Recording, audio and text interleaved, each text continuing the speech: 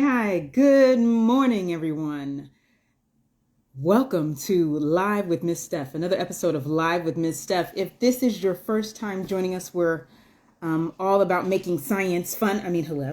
Science fun and accessible and part of everyday life for our community members.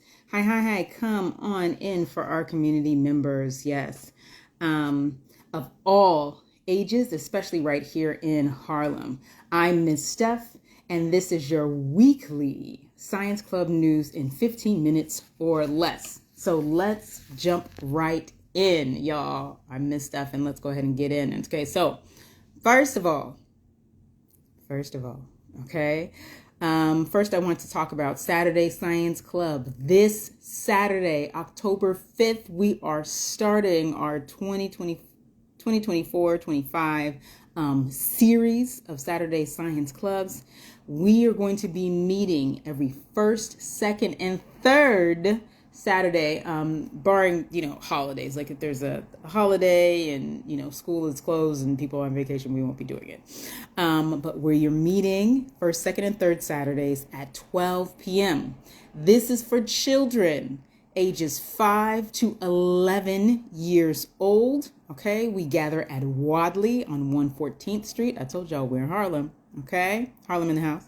And young minds get an opportunity to explore STEAM, science, technology, engineering, arts, and mathematics through hands-on activities. It's really important for our young people to have exposure. We really focus on closing that opportunity gap. Some folks call it the achievement gap. That's not what we call it over here.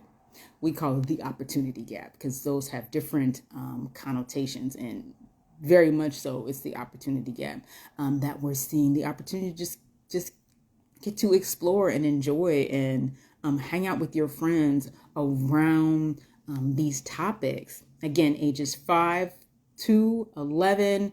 If you know a young scientist that you want to have explore and be a part of what we're doing, you need to email me to RSVP. You need to email me at mssteph@tfempowerment.org. That's MSSTPH at tfempowerment.org. Okay, to go ahead and RSVP. This is an opportunity for the kids to be in a safe and fun environment learning science. And yes, it is free of charge to participants, okay? So we don't charge families for this particular service called Saturday Science Club. Now, for those of you who have been to Saturday Science Club, who participated, parents of, and all that type of stuff, drop in the comments one of your favorite Saturday Science Club memories, y'all. Let me know what it's been like for you, because we've got some participants out there who've really been with us for some time now. So I would really love to hear what you enjoyed the most, because of course we're very responsive to the community, to the children participating. I really have a focus on their experience, because a lot of times they don't have agency. We just tell them to go, we as in the adults, the grown folk, tell them to go here, go there, and they don't get a chance to say what they like or what they don't like. And so it's important to hear their voice. And that's one of the reasons why that opportunity gap needs to be addressed, because young people aren't being properly exposed to all the things that could help them decide what they want to do for their future. We again, the adults, focus so much on their future, but then don't provide what they need in their present for their future to be what it could be, right? It's our job right now not to worry about their future, but to pour into them in the present. Okay? Yes, I said it. All right. And so that's what we do here at Ms. Steph Science Club. Hello. Okay. On our side of the internet, as well as on our side of the planet. Okay. So now let's talk Okay, now let's talk about another important part of what we do. Like I said, Saturday Science Club, send me RSVP for your young scientists, ages 5 to 11. Sorry, I keep mixing up that 12 because we just made that adjustment. We adjust to what the community needs, okay? And that program is free of charge. We also offer STEAM program consulting. I have going on 2 decades of experience running programs here in Harlem for young people. And specifically, I have going on 13 years of experience running a STEAM, a science, technology, engineering, arts, and mathematics. I will say it every time. And yes, it is STEAM for us and not STEM. I understand people have their emotions. We do STEAM. Very heavy on the A. So that being said, if you are interested in having your school, okay, or your community organization develop and provide that service to your students, to your constituents, to your community, the community that you're responsible for, reach out. Again, Ms. Steph at tfempowerment.org, and we can set up a meeting about that. But no matter where a child is on this planet, right? Because now we've got this, y'all. We have ways to communicate. We have ways to support each other from like across the whole world. And so just reach out and let me know how you would like to meet up, and so that we can go ahead and get your students what they need. Right? And now it's time for Dancing Milk. Yes, Dancing Milk activity, the viral Dancing Milk activity. Folks, this activity has been around for years. And when we're talking about experiments, sometimes people kind of use the term kind of loosey-goosey. But when you're kind of just trying to try things out, I know that oftentimes non-scientists will use experiment to kind of mean a lot of different things. For us, an experiment is a controlled experiment, right? Over here at Science Club, we celebrate using scientific processes and all that type of stuff, and using the terminology properly.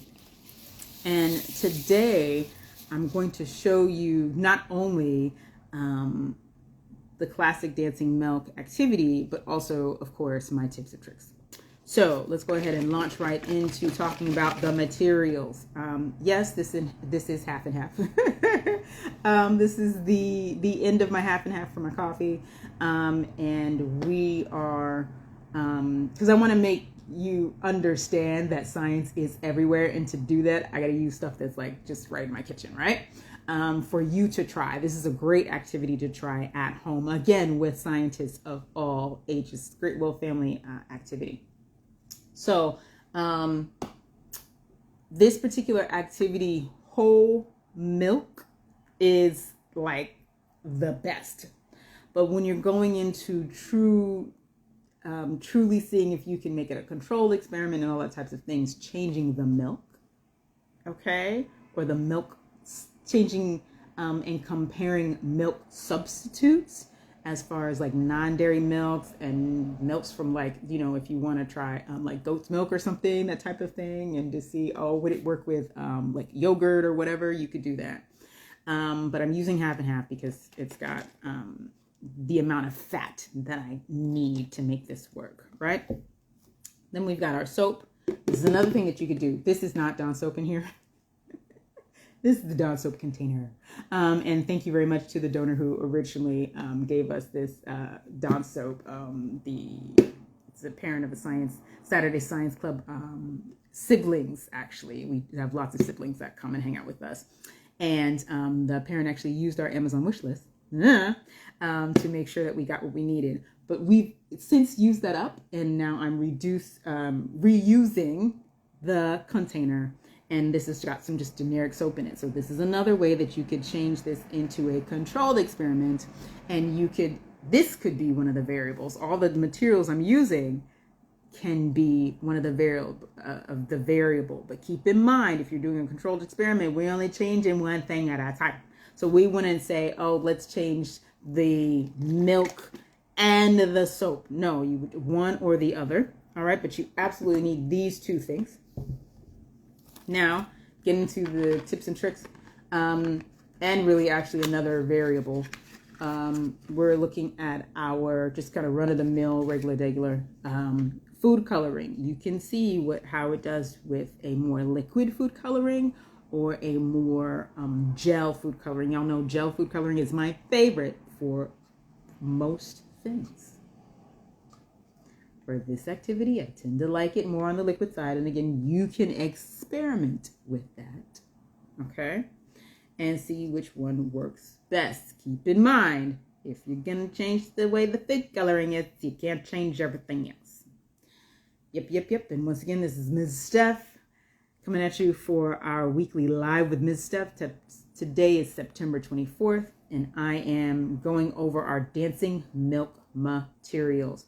So all this is just some of the soap, clear soap. I like to use clear soap for actually really all of my activities because then I know that the dyes that are in the soap aren't impacting my chemical reaction.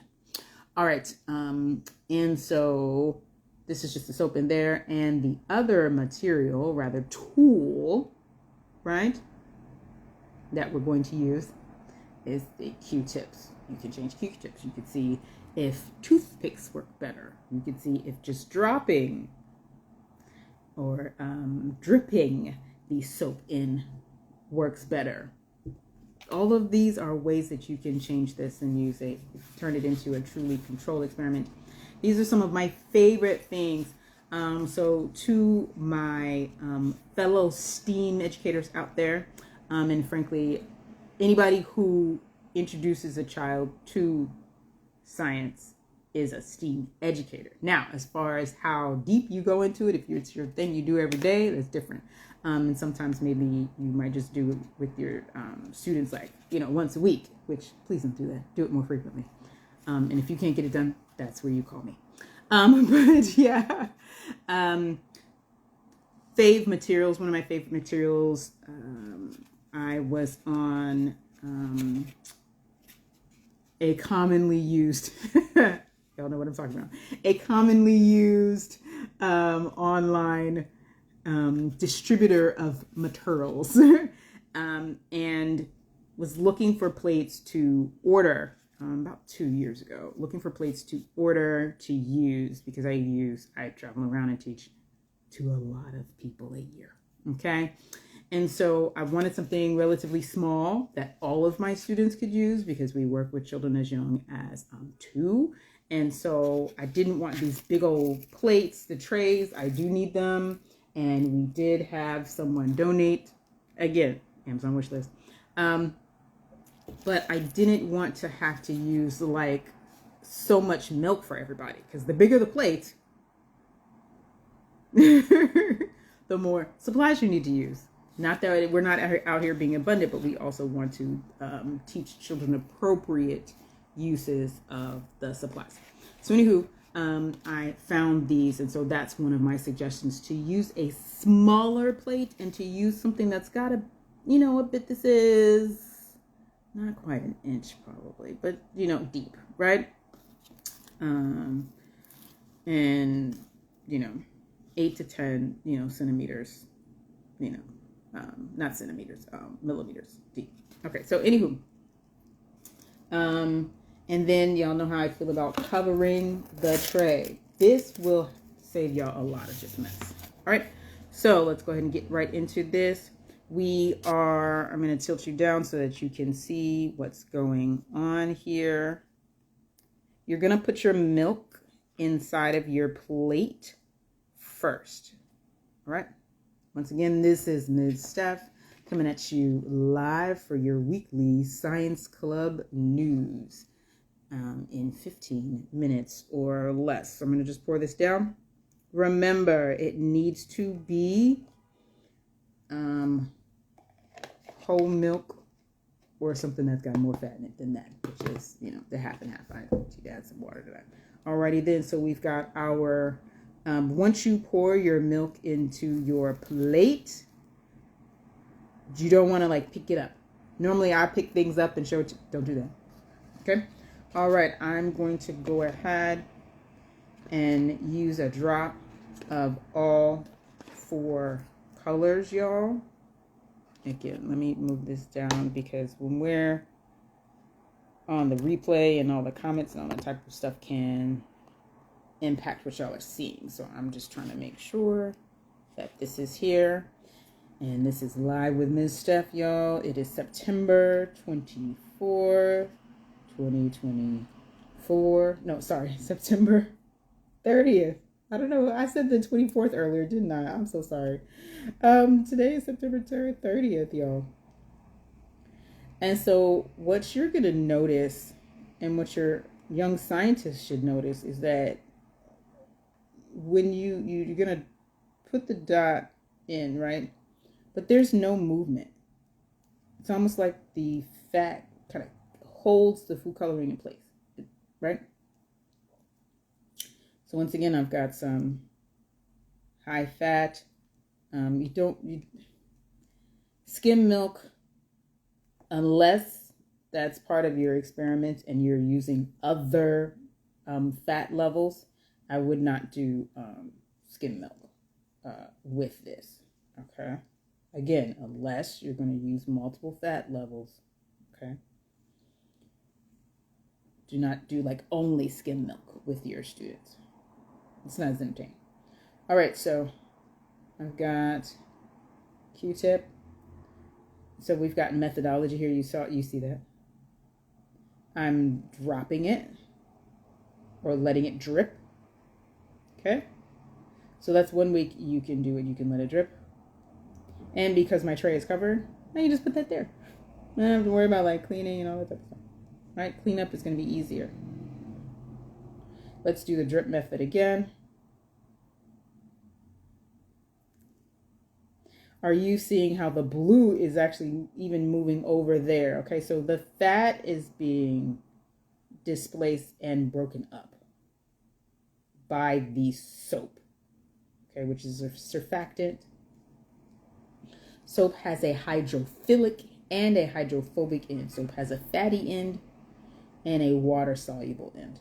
All right, so now let's go with the touching it. Okay. So I've got this here. Do. Okay. So you've got 2 different methods that you can use as far as using the Q-tip or whatever, like if you decide to use a toothpick. Welcome to Live with Ms. Steph, y'all. We are enjoying some science fun. This one is a little harder to see because it's the yellow. Okay, yellow is just lighter. It's not that the yellow is not moving. It's just the yellow is a lighter color. So it might be a little harder for y'all to see there. But it is absolutely moving. Okay. And finally, let's just use the drip.